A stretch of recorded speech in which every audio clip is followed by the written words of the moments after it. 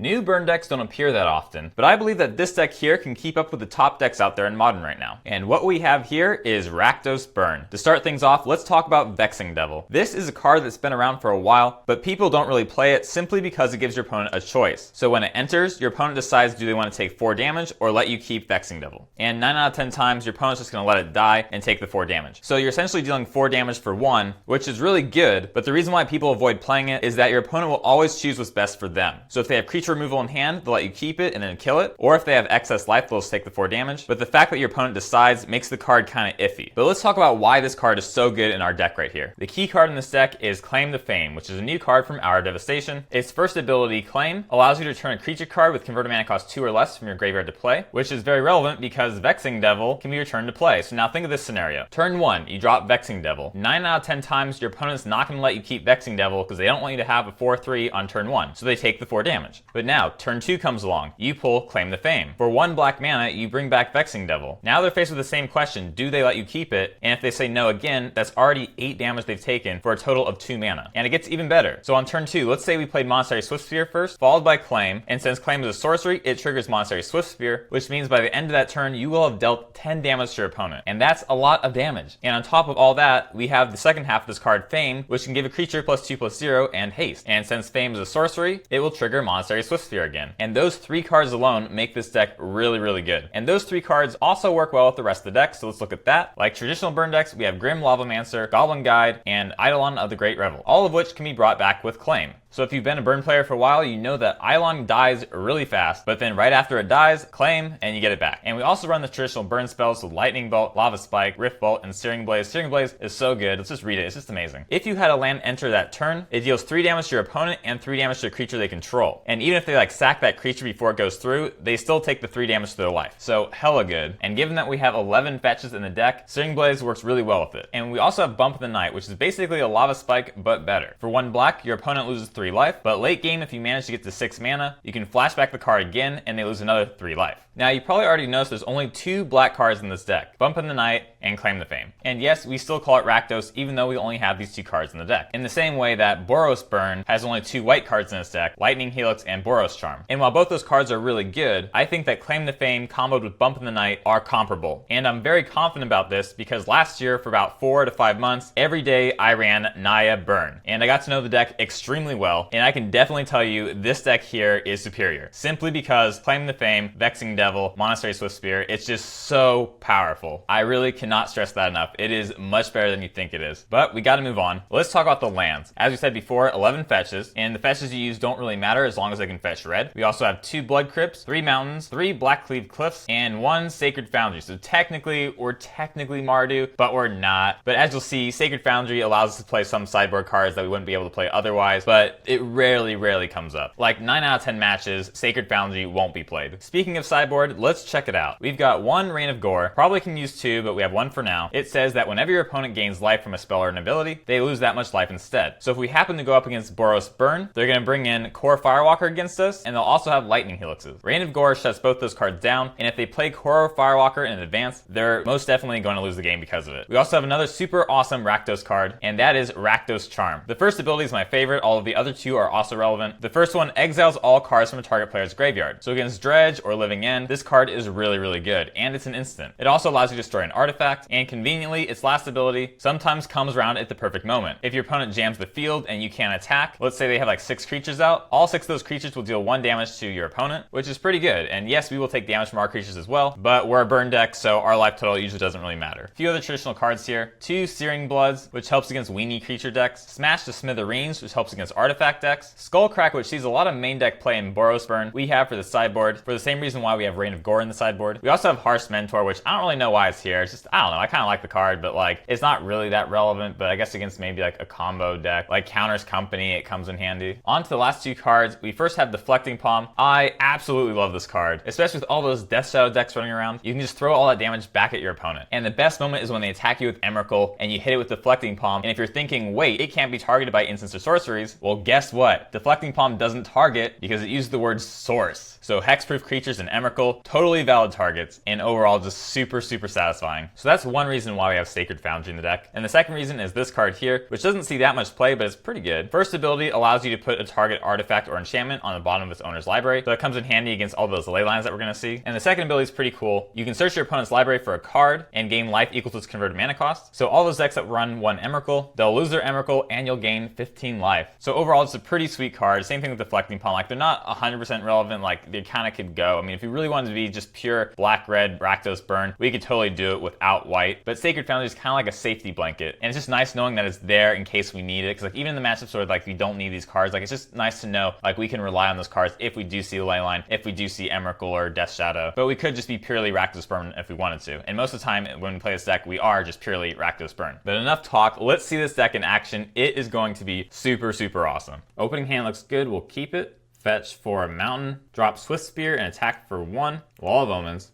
Alright, and I suppose we try and attack and maybe use Searing Blaze on him. Opponent blocks. I mean, sure, it's not the best use of Searing Blaze, but it'll have to do. Another Wall of Omens.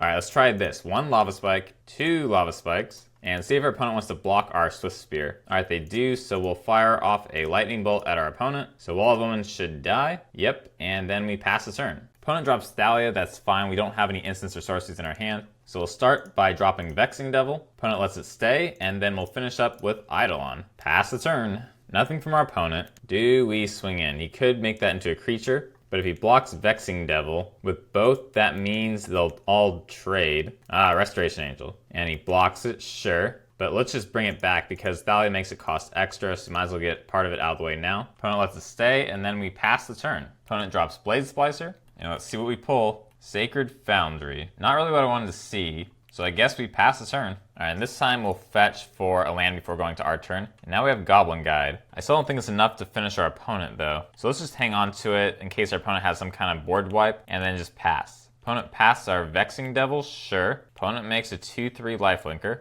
and opponent swings in with both. Sure, that's fine, we'll take it. Opponent's back to 5. Well, I think we have the win here. We'll drop Rift Bolt for 4, then drop Goblin Guide, and we get the win. Alright. Going into the next game, I'm going to put in 2 Searing Bloods and 3 Rakdos Charm because they probably have Aether Vial. Plus, one of its ability is to make all creatures deal 1 damage to its controller, so since they have a lot of creatures, that could come in handy. So with that, let's go to the next game. Opening hand looks good, we'll keep it. So opponent didn't drop Aether Vial, and Leonin Arbiter won't hurt us because we don't have any fetches in hand, so that's good. Opponent drops Wall of Omens. Alright, we'll go with Monastery Swiftspear, see if they want to block. They do, so we'll use Searing Blaze to kill Wall of Omens. And Thalia, that makes sense.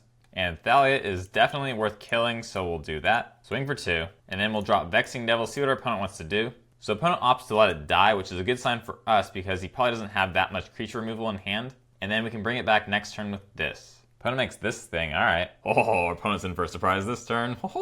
Bring back our Vexing Devil. Opponent lets it stay, and then we will flash this thing back or aftermath it back to give it haste. And then swing in for 9. That's nasty. And then suspend Rift Bolt, and then that's our turn. And our opponent concedes. Alright, well, pretty good first match. I mean, it's kind of exactly what I thought it was going to be. Like, it feels a lot like Naya Burn, and I guess Boros Burn. But the Vexing Devil thing's a nice twist. And now Claim to Fame, it's just like, it's so good. It's so good. But pretty awesome first match, and we'll see how the rest of them go. Opening hand looks pretty good. We'll keep. We'll drop Goblin Guide. And swing for 2. Looks like we're up against Affinity. Opponent drops the Vault Scourge, alright. And I think our best option here is to take out Vault Scourge with Searing Blaze, so we'll do that. Now we'll swing in for 2. Opponent drops down to 11 and pass the turn. Etched Champion, alright. That'll make things a little bit difficult. So I think the best option here is just to Lightning Bolt him straight away. And then drop Eidolon, and then just take things slow. Opponent swings with Infect, alright. And a second one comes out. I think we gotta use the Rift Bolt to hit his life and just hope we can do it faster than he can do it to us with the Infect, guys. But it will be close for sure. Ah, shit. Opponent has 8 Infect, but he's 1 short of finishing us. Okay, we've got 1 turn to win, so we'll fetch and see what we pull. Yep, that's it. That one was pretty close. I actually didn't really know if he had the win there for a while, because like when he first equipped it, I was like, wait, that has to be 9. And yeah, alright, anyways, close one. Well, we're bringing a lot of stuff out. We're gonna take out the Eidolons, the Claim to Fame, the Lava Spikes, and most of the Goblin guys. I'm not 100% sure about these decisions here, but I want to bring in as much anti-artifact stuff as we can. We do have a lot of stuff to use against him, so let's go to game 2, and hopefully it goes as well as game 1. Oh man, I don't know about this hand. This hand looks a little iffy. 1 land, but we do have a Deflecting Palm and a Smashed Smithereens. Jeez, I I guess we keep and just hope we draw a land. All right, nice. We do get a land, and then we'll pass the turn. Uh-oh. No. Ah, crap. I thought he was going to attack. I was sure he was going to attack. I thought he was going to drop an Ornithopter or something. Shoot, another one. Well, that was a misplay. But let's use a lightning bolt to kill one of them. All right, I guess we get the smash the Smithereens out here. Should we just do it now? Yeah, I suppose so. Yeah, I can't believe that misplay. Arg.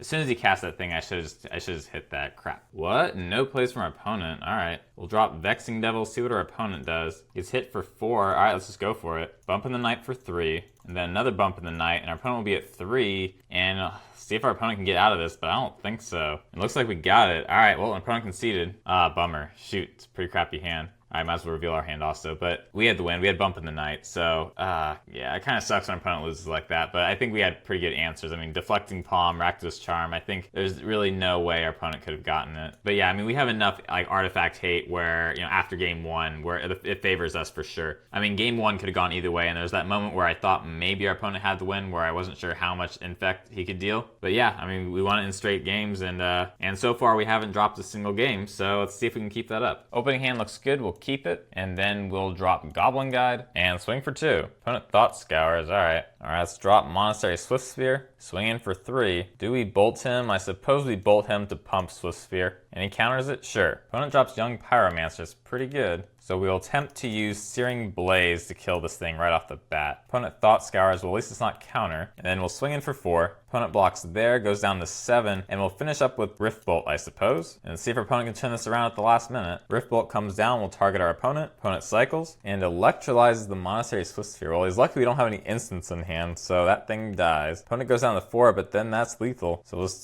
finish him off right here. Alright, not too bad. On to the next game. I mean, we didn't see much of his deck, but it looked like a typical blue-red Delver of Secrets deck. So unless he has like Leyline of Sanctity, I don't think we really need to put anything against him. So maybe we just keep everything as is, and yeah, I guess we just keep it as is and go to the next game. No lands, so we'll mold this. This will do. Rift Bolt, I'd rather have a creature, so let's put that on bottom. I suppose this turn we should use Rift Bolt and pass the turn. 3 at our opponent. What shall we do? I suppose Eidolon is fine, and we'll pass the turn. Wait, what's happening? Nope. I thought that was a spell snare for a second, but nope. Opponent lightning bolts it, sure. And we have a Delver of Secrets. Alright, go for a Goblin Guide and swing for 2. And follow up with Grim Lavamancer. I think it's pretty good to have, especially against this. So pulls a mana leak and transforms. Opponent electrolyzes our Grim Lavamancer. And no attacks from our opponent, and he can't mana leak either. So I think we should just use Lightning Bolt on him and swing in for 2. Do we drop Vexing Devil? That or Rift Bolt? I think Vexing Devil. See what he does. Opts for the 4 damage. Alright. Young Pyromancer and Thought Scour. Well, no mana leak for our opponent, I guess, unless they hit a land here. Well, there's a land. Alright, so mana leak can happen. So I think this might be our best play. If we do Monastery Swiftspear, he'll probably respond with mana leak, but he'll have to fetch first. While he's waiting for that second land, I think we go in Lightning Bolt Pyromancer before mana leak gets him an extra elemental. And let's see if he mana leaks this. Probably will. Yep. And then swing for 2.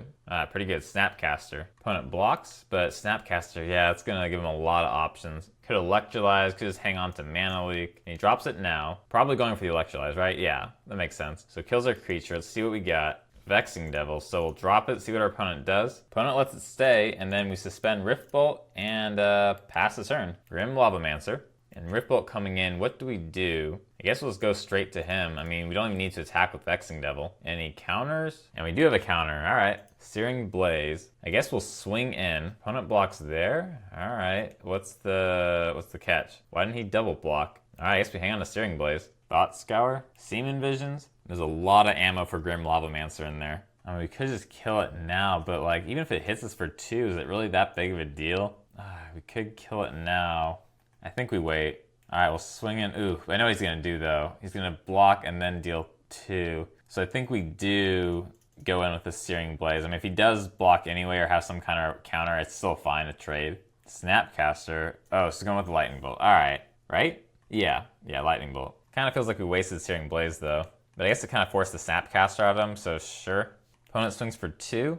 Drops Delver, and see what we get. Goblin Guide. We'll go with Bump in the Night, see if our opponent counters it. No counter, so I don't think they have a response. We'll drop Goblin Guide. Swing for 2. Our opponent will have to block if they don't have removal. Opponent pulls a Fork Bolt, so they can deal with it next turn. But they are running out of time, and they're pretty much pushed up against the wall here. Yep. Opponent still attacks for 2. I mean, we could just pull another Goblin Guide. I mean, it's kind of risky for him, but I guess he has to go for it. And there's Eidolon. Alright, see if he has counter for it. Ouch. I guess he's not playing anything. Yeah, I think that has to be it, right? Alright, and there's the win. What would we have drawn next? Bloodstained Mire, that wouldn't have done it. It might have been a while. Goblin Guide. Yeah, I mean, he couldn't play a single card, so... Well, there's Overland's crap. Oh, wow, that's a pretty bad streak. But I mean, Eidolon out, there's nothing he could have played. Like, he would have had to play something with converted mana cost 4 or more, and it's a Delver deck. Like, yeah, like, he could have drawn cards, but there's no big plays or anything. So, at that point, it was kind of over. But, yeah, I mean, the win train just keeps on rolling, so let's continue. I like this opening hand, so we'll keep it. Relic of Perchance, it looks like Scred Red. Alright, so Goblin Guide. Yep, certainly looks like it. Okay, so we'll drop another Goblin Guide and a Monastery Swiftspear and see if he drops like Scred. Alright, and swinging for 5. Lightning Bolt, so only 3. And Goblin Lavamancer. Opponent swinging for 1, sure. I would drop Eidolon this turn, but I feel like it would hurt us more than our opponent. So we'll do Lava Spike, and then swing in for 4. See if our opponent wants to block. Probably not. Oh, and he does. Alright. Then we'll suspend Rift Bolt and pass the turn. Blood Moon, sure. Rift Bolt comes down, we'll hit our opponent directly, and then we'll swing in for 2. Alright. Bit of a tough call here, but I think Eidolon might actually be the better play here, just to kind of lock our opponent down. Desperate Ritual, Ensnaring Bridge. Alright, but a little late for that.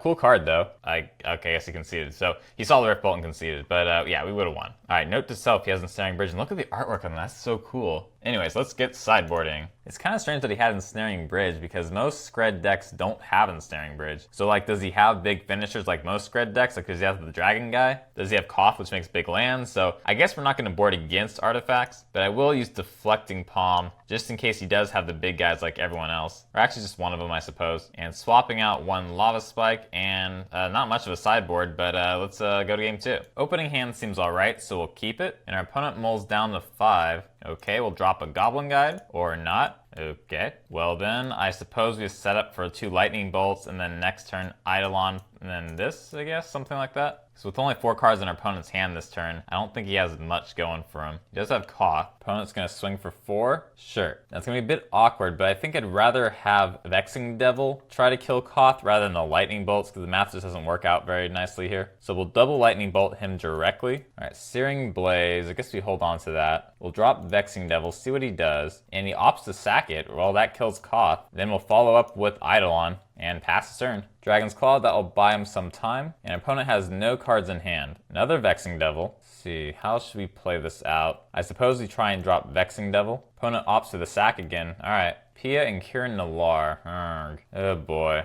Our life's gonna get pretty low. The Eidolon's kind of hurting us more than anything. So I guess we'll hold back on this stuff. We do have a Searing Blaze. Let's swing in for 2 and see how our opponent reacts to that. Yeah, I suppose so. Let it die, and then drop our Searing Blaze on this. Opponent goes down to 6 and pass the turn. I mean, it's really hard to finish him when he doesn't have fetches and he has this. Ah, crap. Jeez. Well, we go to 9. What can we do here? Lavamancer. Sure. Man, this life gain is annoying. Pass the turn. Opponent kills that thing. We could kill Chandra, or we can just try and kill him directly. I think we gotta try and kill Chandra this turn. That's too much card drawing. Simian Spirit Guide. Alright, I guess we'll kill... do we kill Chandra? I mean, his life's going up so much. Do we kill Chandra, or do we lose either way? Yeah, I guess we'll redirect to Chandra. Sure. Lava Spike.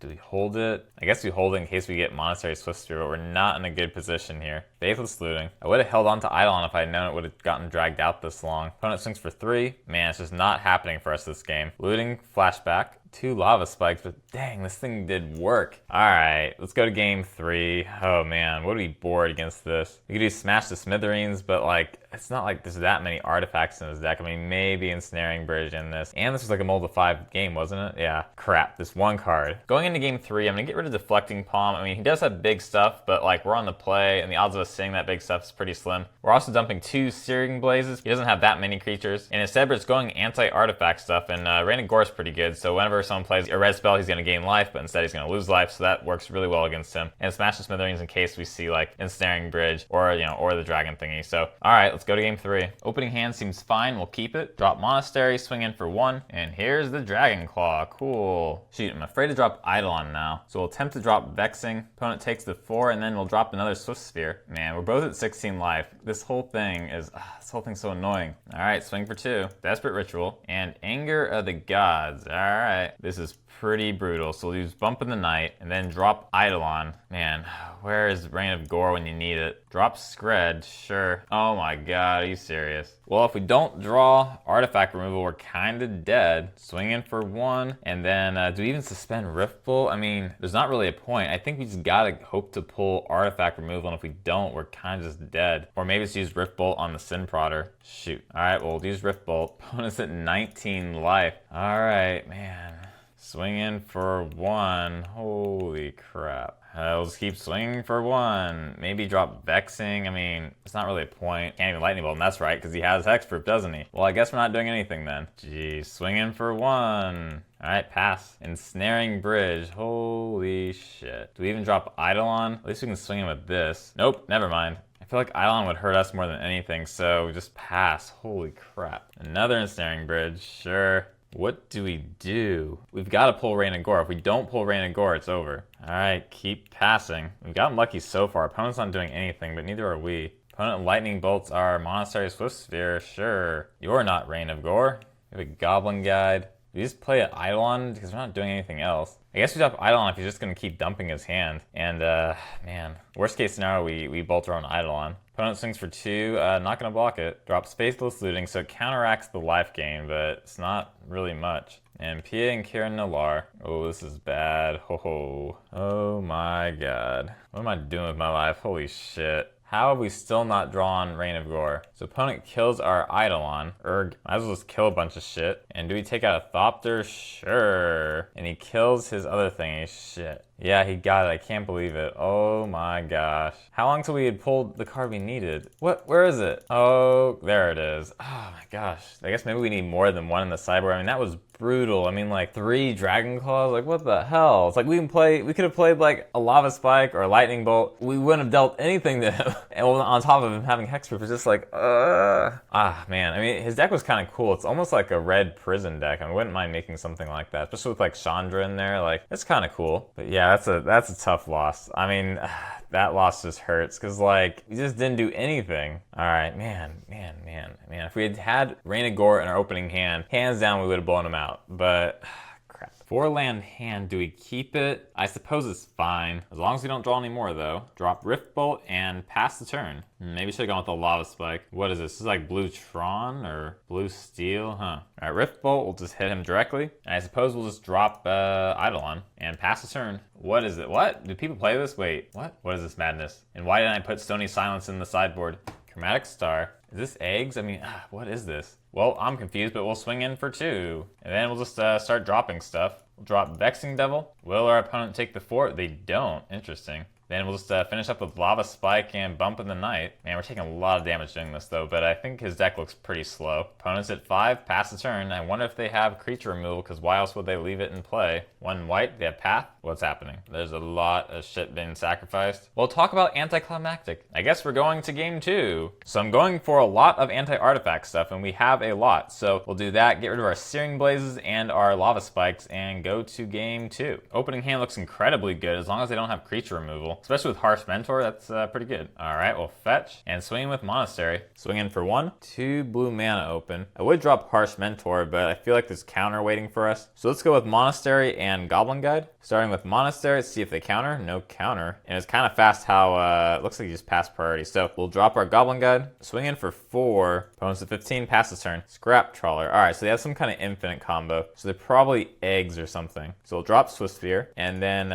hit it with Lightning Bolt. Alright, and swing in for 8. Opponents at 7. This is not looking very competitive. I don't know. Yep, it is some kind of eggs deck. Mirror Retriever. Sacking it to get back Scrap Trawler, I suppose? Yeah. So he does bring back all of it. Alright. And so I guess the ultimate goal is to get Emerald Cloud, because it's like a eggs deck, but like, I don't think, this isn't the normal eggs deck, right? Am I just like out of touch? Like, this isn't usually in eggs, is it? No, see, I'm not crazy. Like, this card isn't in eggs. Well, our opponent's up to 9 mana. Oh my god, it never ends. Look at this timer. He's gonna be doing it for like 10 minutes. I'm just so confused, because like, how, I don't even know how he's getting mana at this point. I don't even know. It's 3 in the morning. It's actually 3:30 in the morning. And I just see some stuff flash on the screen. Alright, so finally fires this thing, and it just keeps on going. Are you serious? And what? After all that, I sat here for like 10 minutes, and he just concedes? That's 10 minutes of my life I can't get back. What the hell? First, we lose to Scred, because of stupid Dragon's Claw ×3. And then this shit, and then in this shit. But whatever, win's a win, I guess. All right, we're not done there. No, we gotta keep going. Like, we're not ending with like that bad taste in our mouth. So let's try and do like at least one more side match just to like rinse all that out. Cause like, man, this Skred deck, like I'm gonna have nightmares about that. Like, oh my gosh, like 3 Dragon's Claws, why? And we couldn't pull Rain of Gore, and we should have had 2 in the sideboard. I know that most people would probably have put 2 in the sideboard, but like, whatever, live and learn, right? But on the upside, the 4 matches we did win were all 2-0 matches, and the 1 match we did lose was the 1-2 match. So our record's pretty good, and Vexing Devil's pretty decent. Like, for a card that people seem to have written off as like unplayable, it's actually decent. So I like it. But anyways, enough of me battling. Let's do one more match just to kind of end things on a good note. Skred having 3 Dragon Claws. All right, well, we have a new match here. Let's try and make this a good one. All right, drop Swiftspear. Opponent finds a swamp. I wonder if they're going for Fatal Push. No. All right, no. What? I suppose all the interesting decks are out today. We'll swing in for 1. And I think this looks like a time to just drop Eidolon. I know a lot of people say like Eidolon turn 2 always, but like there's some times when you don't. I don't know. I feel like it's not the best on turn 2. Oh my god, are you serious? It's a paid match. We don't know what opponent. Okay, oh my gosh, I'm triggered. And I have no idea what opponent is, so like, I can't sideboard anything in. 1 land hand, sure, we'll keep it. Mill? But he had green. Oh, there's a land. I'm kind of afraid he's gonna get this thing to 5, so we just lightning bolt it right off the bat. Yeah, I think to be safe, we should. I mean, it's gonna be hard now. It's like Searing Blaze, needs something to fire on. Probably see a Hedron Crab or something though. Yep, he does look like Mill. And since life total shouldn't be an issue, we'll drop Eidolon and pass the turn. Awesome, Fraying Sanity. I mean, that makes up for him conceding game 1, because like, that's such a cool card. This is actually the first time I played Mill since Fraying Sanity came out. Oh shit, there goes our deck. Oh wow, damn, I forgot we don't have any lands. Our opponent just milled us for 22? What? Well, damn. I guess we'll drop a 2nd Eidolon and swing in for 2. This is gonna be really hard to navigate around all this. Oh, Crypt Incursion, shit. No place from our opponent. Well, I guess we just swing in for 4 and hold back on everything else. My gosh. All right, there goes 10. I think we gotta go for this turn, so we'll use Lightning Bolt to hit our opponent. Oh man, seriously? Man, it's just one of those days, isn't it? Or maybe I just forgot what it was like to play as a burn player. Man, I did it for so long too. I think we can still win. Maybe not. Let's go to the next game. Game 2, I think we get rid of our Searing Blazes and one of these things for Rakdos Charm, Skullcrack, and Rain of Gore, and just hopefully that same thing doesn't happen again. We have a Rain of Gore in hand, so that's fine. We'll keep. Drop Swiftspear, drop Monastery, swing for 1, Hedron Crab. You're not a land. Swing in with Monastery. I think it's worth bolting that thing. That thing's pretty dangerous. This thing again, wonderful. There's a land, cool. So we'll swing in for 1 and then drop our Eidolon. Pass the turn.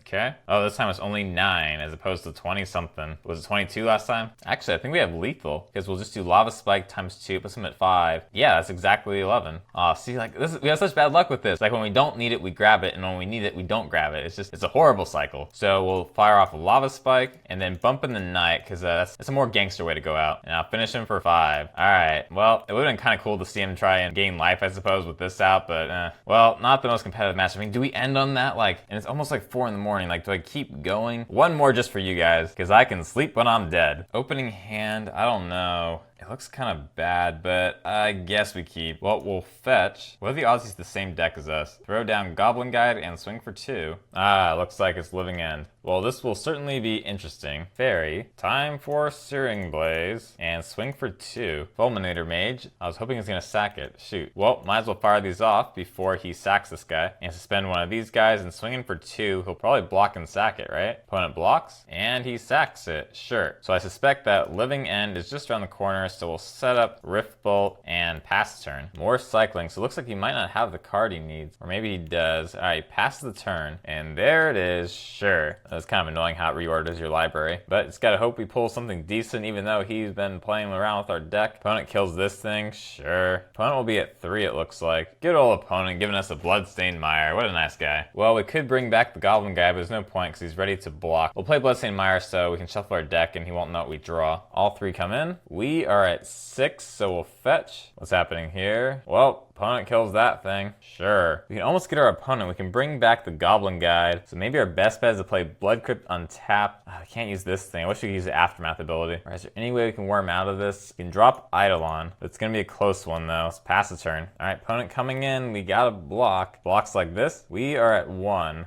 Not good. And there's Bump of the Night. All right, let's fire it off. Aw, snaps, the save at 1 life. Well, at least we know what his deck is now. Going into game 2, I'm going to bet he's going to have Leyline of Sanctity, so I'm going to put 2 of these in, and 3 Rakdos Charms to get rid of graveyards, and 2 Deflecting Palms in case Living End fires, and he gets like the Ceradon 6/4 guy out. And we're going to get rid of Searing Blaze and 3 Eidolons. Anyways, let's go to game 2. Opening hand looks pretty solid. We got that, so we'll keep, and no Leyline, so I guess we're in good shape. So we'll swing in with Goblin Guide. Alright, opponent's at 18. Gotta watch out with Simeon right around the corner. He could just hit us with Living End this turn. I would drop Monastery, but I mean, I guess we'll swing in for 2 and hold on to the Charm. Another Simeon. Will our opponent fire it? I mean, he's probably better off waiting. Yeah, cycles 2 more things.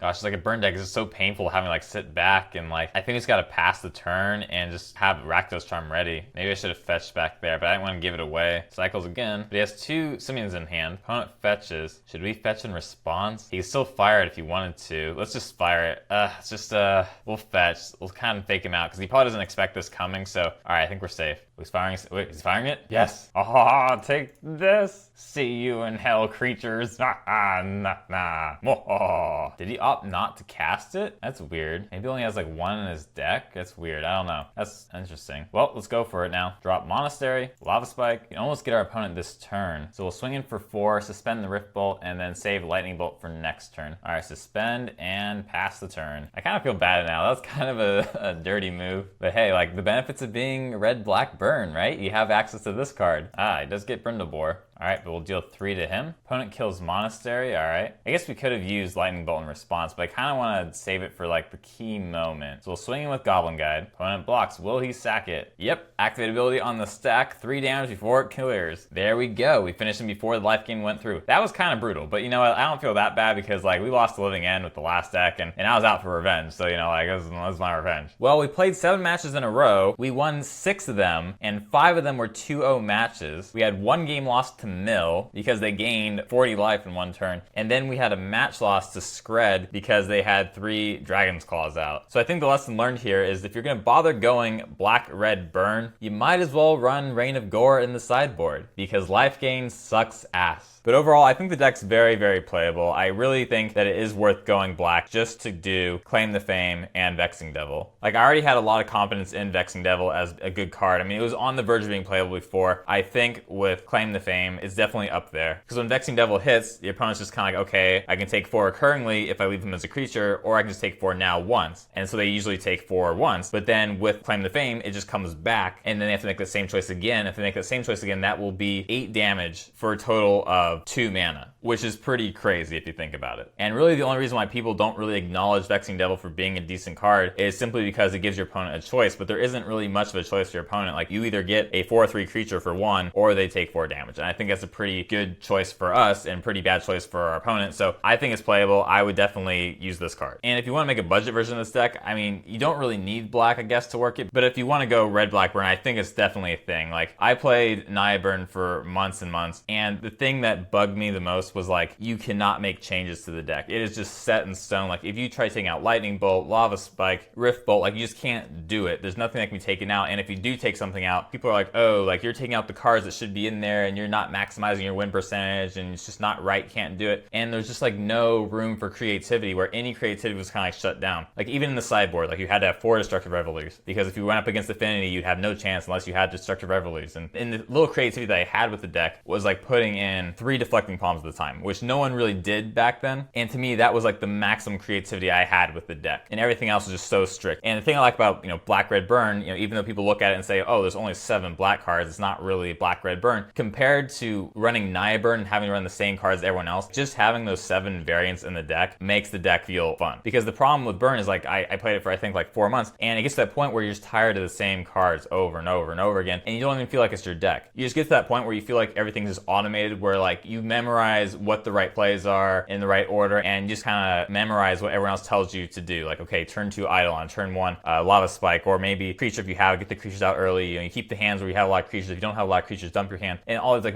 memorization things. And so, like I said, like just being able to make a deck like this that has a comparable win percentage, probably even, you know, just as high, and maybe the surprise factor of it might even give it a slight edge over Rakdos Burn right now, or even Naya Burn. So I definitely think it's a good deck. And the downside is we don't have Lightning Helix and we don't have Rakdos Charm, but like those cards aren't as pivotal as everyone makes it out to be. Like, yes, Lightning Helix is a good card. You're essentially dealing 6 because they take 3, you gain 3. And so in the mirror matchup with Burn, it's really crucial to have that card. But unless you're up against Burn, like it really makes no difference. Or like Burn or Affinity or some super aggro deck. But for yourself, you have to decide, like, are you going to run a deck that everyone else runs? It's just like a copy word for word. Or do you want to try and push the boundaries of what you can do with the deck and still have a high win percentage? And I feel like that's this deck. Like this deck, there's some room for improvement. I feel like you can swap some cards out, but it feels fresh. And it makes me excited to go back to Burn, where a year ago, I was just totally done with it. I didn't want to play it ever again just because of the repetition of it. Because, you know, any kind of aggro decks like that where there's no real mystery or freshness to it, it just becomes the same old, same old. I know people are probably pushing for it to be more black and saying that there's not enough black in it to be called a black Burn deck, but there are cards you could put in to make it more black. There's Bloodgeist, which I considered, but it was double black, and most games were able to function by just having one black mana source, so I feel like that is an advantage, especially against aggro decks. So that's why I didn't really put Bloodgeist in at the end. And the other reason why I didn't put it in is because our graveyard is pretty crucial in the deck with Claim the Fame, and I felt like Bloodgeist would just give them an excuse to board in Rest in Peace. I feel like with the deck now, if they boarded in Rest in Peace, that would not be in our opponent's favor just because it's a dead card against a Burn deck, and where, you know, the turns matter so much. You know, turn 2 you drop Rest in Peace, it's like, okay, well, you could have dropped a creature, you could have dropped some removal, and instead you're just playing this dead card. So I think it's good not having too much graveyard interaction for us. But if you want to still use Bloodgeist, I think it's totally fine. It's a pretty good card. It's a very recurring card, so like if they try and bolt it, it's just gonna keep coming back. Like every time you play a land, it comes back, especially in this deck where we have like 11 fetches. It works well with Searing Blaze, so the Bloodgeist Searing Blaze thing kind of works out. So you could go that route. And also the Black Red command card is pretty good, you know, like the one that gives you options to make an opponent discard a card, deal 2 damage to target creature or player, to return a creature to your hand. So it's pretty good for 3 mana, and it sees a lot of play. It's a bit too slow for this deck, I think. It's kind of on the border where like we could put it in and it would be good against some decks. Like if we're up against a deck that chalices us, then having that command card really comes in handy. But yeah, I mean, I think in conclusion, like if you want a creative deck and you want to play Burn and you're tired of your old Burn deck, this could be your reason to get back into Burn, or to, you know, keep Burn going. And if you already have all the cards for Burn, adding the cards to make it red-black Burn, very few cards to add. Anyway, it's 4:30 in the morning. I should probably get to bed. And as always, if you want to see more videos like this, you can subscribe below, because I watch the number of subscribers I get per video, and I see that there's some videos that people really subscribe to and other ones that no one subscribes to, and so I use that as the gauge to see what the audience wants. But now I should probably end the video, so have a great day or night or whatever time this video gets posted. So farewell.